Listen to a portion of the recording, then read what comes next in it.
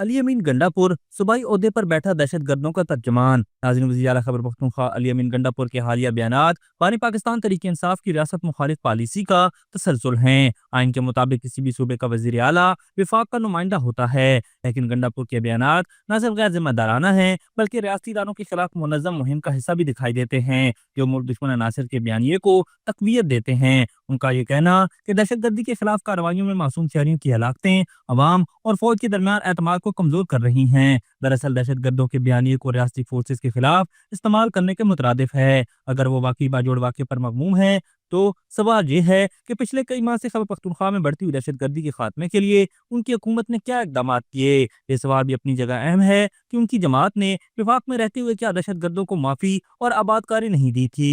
क्या इन इकदाम ने दहशतगर्दों को दोबारा कदम जमाने का मौका फराहम नहीं किया। और 2022 में काबीना कमेटी में पेश की गई रिपोर्ट में खैबर पख्तूनख्वा हुकूमत की सिक्योरिटी इकदाम और फंड्स की गैर मुनसिफाना तकसीम पर भी सवालात उठाए गए। सूबाई सीटीडी की कमजोर कारकर्दगी और महदूद इस्तेदाद भी बारहा सामने आ चुकी है। हकीकत यह है कि खैबर पख्तूनख्वा हुकूमत की नाकामी और नातजर्बाकारी के बायस आज कबायली अजला दोबारा बदमनी की लपेट में आ चुके हैं। सवाल ये है कि गंडापुर किस हैसियत से मुशावरत की बात करते हैं। रियासती इदारे दहशतगर्दों के खिलाफ कार्रवाइयाँ अपनी आईनी और कौमी जिम्मेदारी के तहत करते हैं, न कि किसी सियासी जमात से इजाजत लेकर। मुल्क की सलामती के फैसले गिरगों या अवामी मकबूलियत की बुनियाद पर नहीं बल्कि जमीनी हकायक और सिक्योरिटी तकाजों के मुताबिक होते हैं। एक ऐसे वक्त में जब पूरा मुल्क दहशतगर्दी के खिलाफ मुत्तहिद होने की कोशिश कर रहा है, खैबर पख्तूनख्वा की सूबाई हुकूमत और खास तौर पर उसका वज़ीर आला ऐसे बयान देकर न सिर्फ कौम को तकसीम कर रहा है बल्कि सिक्योरिटी इदारों को भी कमजोर करने की कोशिश कर रहा है। Action in aid of civil power जैसे कवानीन इसी वक्त लागू किए जाते हैं जब सिविल हुकूमत मुकम्मल तौर पर नाकाम हो।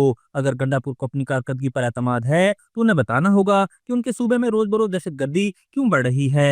यह अफसोसनाक है कि एक मुंतखब वज़ीर आला नाजुक हालात में रियासती इदारों पर तनकीद कर रहा है, बजाय इसके कि अपनी इंतजामिया को फाल बनाकर अवाम का तहफ़्फ़ुज़ यकीनी बनाए। उनका असर हदफ अवाम का तहफ़्फ़ुज़ नहीं बल्कि रियासती बयानियों को सबूताज करना नजर आता है। रियासत और अवाम को ये फैसला करना होगा कि क्या मुल्क की सलामती इन हाथों में छोड़ी जा सकती है तो सियासत चमकाने के लिए दहशतगर्दी जैसे संगीन मामलात को भी सियासी खेल बना देते हैं। गंडापुर की फौज और अवाम पर की जाने वाली बेबुनियाद तनकीद दरअसल इस एतमाद को नुकसान पहुंचाने की कोशिश है जो हमेशा से फौज और अवाम के दरमियान कायम रहा है। उनके बयानात साफ जाहिर करते हैं कि वो खुद को एक सियासी शहीद के तौर पर पेश करना चाहते हैं। सूबे में बढ़ती हुई बदमनी, करप्शन और कोहिस्तान मेगा करप्शन केस जैसे स्कैंडल्स में पाकिस्तान तहरीक इंसाफ क़यादत के फंसने के बाद आर्टिकल 245 के खात्मे की बात फौज के लिए कोई मसला नहीं। इसके बाद सूबाई इंतजामिया, पुलिस और सिक्योरिटी इदारे मुकम्मल तौर पर सूबे में अमन व अमान के जिम्मेदार होंगे, जबकि फौज बॉर्डर मैनेजमेंट और सरहदी सिक्योरिटी के फराइज मजीद बेहतर अंदाज में अंजाम दे सकेगी। बिलाखिर अली अमीन गंडापुर के ये बयानात सिर्फ सियासी शोबदाबाजी, जाती फायदे और सूबे को मजीद बदअमनी